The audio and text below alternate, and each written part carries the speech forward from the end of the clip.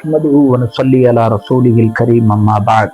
அன்பானவர்களே, அஸ்ஸலாமு அலைக்கும் வரஹ்மத்துல்லாஹி தஆலா வ பரக்காத்துஹு. ஹிதாயத், ஒரு மனிதன் நேர்வழியில் செல்வது என்பது அல்லாஹ்வுடைய கையில் தான் இருக்கிறது. அல்லாஹ் தான் நாடியவர்களுக்கு நேர்வழி காட்டக்கூடியவனாக இருக்கிறான். வரலாறுகளில் நாம் படிக்கிறோம், அப்துல்லாஹ் இப்னு மஸ்லமா அல் கஅனபி என்பதாக ஒரு மனிதர் இருந்தார். அவர் ஒரு குடிகாரர். தினசரி தனது வீட்டில் வந்து நண்பர்களோடு அமர்ந்து கொள்ளுவார்.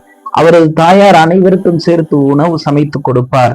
சமைத்த உணவுகளை சாப்பிட்டு விட்டு குடித்து விட்டு தெருவில் வருவோர் போவோரை எல்லாம் கேலி செய்வதுதான் அவருடைய தினசரி வேலையாக இருக்கிறது. ஒரு நாள் தன்னுடைய நண்பர்களுக்காக வேண்டி காத்து கொண்டு வீட்டுக்கு வெளியே அமர்ந்திருக்கிறார். குடிபோதையில் இருக்கிறார். அப்போது தெருவில் மாபெரும் ஒரு மனிதர் செல்லுகிறார். அவருக்கு பின்னால் ஒரு படையே சென்று கொண்டிருக்கிறது. இதை கண்ட அப்துல்லாஹ் இப்னு மஸ்லமா அல் கஅனபி யார் இவர் என்பதாக விசாரிக்கிறார். இவர்தான் இமாம் ஷுஅபா ரஹ்மத்துல்லாஹி அலைஹி என்பதாக சொல்லப்படுகிறது. இமாம் ஷுஅபா ரஹ்மத்துல்லாஹி அலைஹி அவர்கள் அன்றைய காலத்தில் ஹதீஸ் துறையில் மிக பெரும் வல்லுநராக திகழ்ந்தவர்கள். நேராக அப்துல்லாஹ் இப்னு மஸ்லமா அல் கஅனபி இமாம் ஷுஅபா ரஹ்மத்துல்லாஹி அலைஹி அவர்களுக்கு முன்பாக சென்று நின்று விடுகிறார். குடிபோதையில் இருக்கிறார். எனக்கு ஏதாவது ஒரு ஹதீஸை சொல்லுங்கள், அப்பொழுதுதான் உங்களுக்கு வழிவிடுவேன் என்று சொல்லுகிறார். இவரின் நிலையை பார்த்த இமாம் ஷுஅபா ரஹ்மத்துல்லாஹி அலைஹி அவர்கள், இவரோ போதையில் இருக்கிறார், இவருக்கு எதை சொல்வது என்பதாக நீ சென்று விடு என்கிறார்கள். ஆனால் இடுப்பில் இருந்த கத்தியை எடுத்துக்கொண்டு ஹதீஸை சொல்லவில்லை என்றால் உங்களை இதை வைத்து குத்தி விடுவேன் என்று மிரட்டுகிறார்.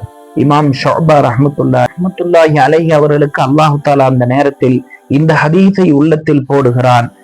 அந்த ஹதீஸுடைய அறிவிப்பாளர்களின் தொடரை சொல்லிவிட்டு இமாம் அவர்கள் இந்த ஹதீஸை சொல்லுகிறார்கள்.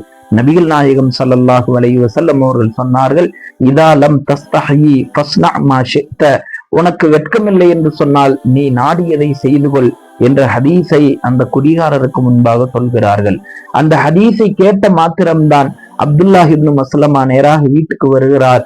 தனது தாயாரிடத்தில் நான் ஹதீஸ்களை படிக்க செல்லுகிறேன், எனது நண்பர்கள் வந்தால் அவர்களிடம் என்னை பற்றி எந்த தகவலும் சொல்ல வேண்டாம் என்று சொல்லிவிட்டு புறப்படுகிறார். மதீனா செல்கிறார். இமாம் மாலிக் ரஹ்மத்துல்லாஹி அலைஹி அவர்களிடம் 20 ஆண்டுகள் ஹதீஸ்களை கற்றுக்கொள்கிறார். வரலாறுகளில் எழுதப்படுகிறது, உலகமே போற்றும் மாமேதை இமாம் புகாரி ரஹ்மத்துல்லாஹி அலைஹி அவர்களின் உஸ்தாத் இந்த அப்துல்லாஹ் இப்னு மஸ்லமா அல் கஅனபி என்பவர்தான்.